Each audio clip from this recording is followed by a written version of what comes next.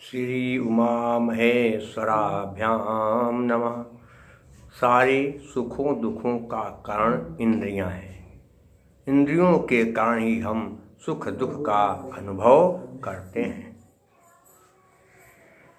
काम, क्रोध, लोभ, मान, मद और हर्ष, ये सब हम इंद्रियों के द्वारा ही अनुभव करते हैं। इनके त्याग से ही सुख की प्राप्ति हो सकती है। इसलिए इंद्रियों को अपने नियंत्रित में रखने का हमेशा प्रयास करना चाहिए, क्योंकि आप जानते हैं विषय 5 हैं: शब्द, स्पर्श, रूप, रस और गंध।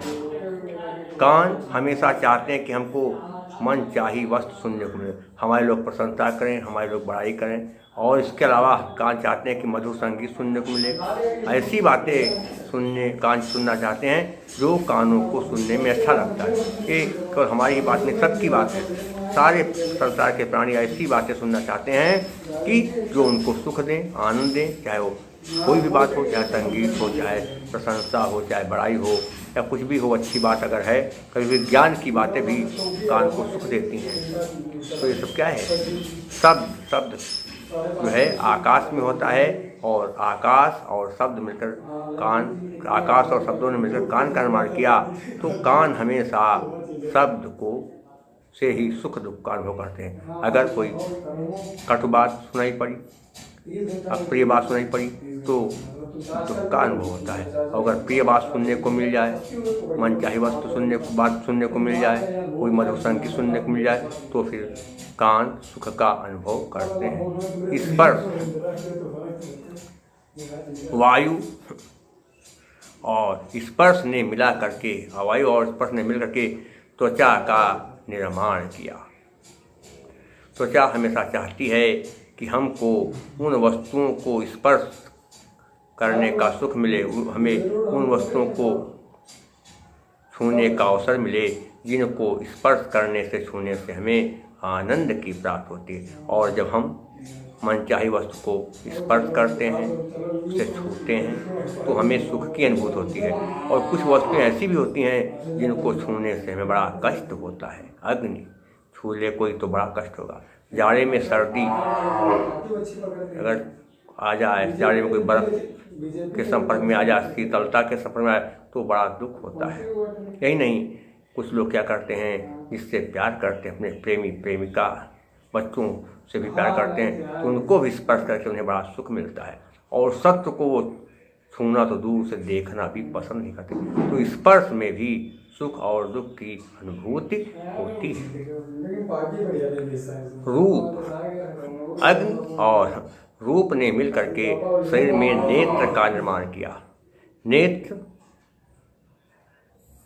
हमेशा जब मन चाहे वस्तु देखने को पाते हैं, उनका कोई प्रिय उन्हें मिल जाता है, या कोई मन पसंद वस्तु देखते हैं, कोई मन पसंद उनका कोई प्रेमी मिल गया, कोई प्रिय मिल गया, कोई भी व्यक्ति मिल गया, या कोई वस्तु मिल गई, तो बड़ा सुख का अनुभव करते हैं नेत्र।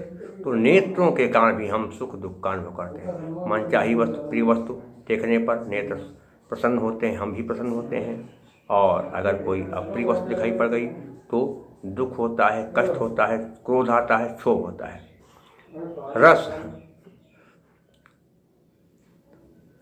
जल और रस ने मिलकर जीवा का निर्माण किया। रस जीवा ग्रहण करती है, और जीवा हमेशा चाहती है कि हमें मन पसंद रस मिले, खट्टा, मीठा, नमकीन, कड़वा और तमाम तरह के, क्योंकि रसों की संख्या बहुत है। वैसे है तो बहुत, लेकिन 6 प्रकार के रस माने गए। कौन? कटु, कसाय, लवण, तिक्त, अम्ल और मधुर। 6 रस होते हैं। इन 6 रसों को जीवा हमेशा चाहती रहती है, और कभी इच्छा नहीं बढ़ती है। एक चीज़ खाई फिर दूसरी इच्छा हो गई। तो रस की वजह से भी जो है सुख और दुख की अनुभूति होती है। कभी मीठा खाने की इच्छा बड़ा आनंद आया, लेकिन अचानक कड़वा कोई चीज़ हम खा लिया, या कोई ऐसी कसैली चीज़ खा लिया, तो बड़ा कष्ट होता है, दुख होता है। रस के कारण ही कभी कभी जो है, रस के चक्कर में हाजमा बिगड़ जाता है, पेट खराब हो जाता है, और फिर बहुत भारी दुख का अनुभव करना पड़ता है। तो रस जो है, उससे भी सुख दुख की अनुभूति होती है।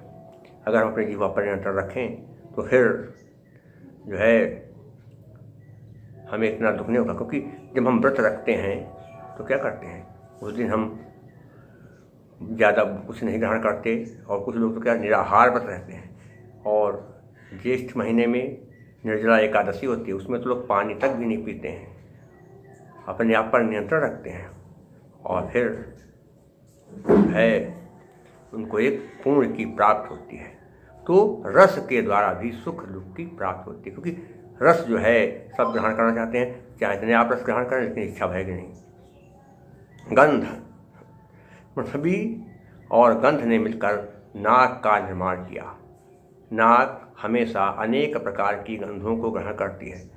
तमाम तरह की गंध हैं, सुगंध हैं, तमाम तरह के इत्र हैं, उनको नाक जो है सूंघती है और फिर भी तृप्त नहीं होती है। उसको अगर सैकड़ों प्रकार की गंध सूंघने को मिल जाए तब भी इच्छा नहीं बढ़ेगी, वो सूंघता ही जाएगा, है क्या खुशबू आ रही है, क्या आनंद आ रहा है। और नाक गंध ही नहीं, दुर्गंध भी ग्रहण करती है। वो नाक जानती है कि कहाँ पर दुर्गंध है, कहाँ सुगंध। तो ये सब क्या है, विषय। विषय जो हैं ये सुख और दुख के दाता हैं।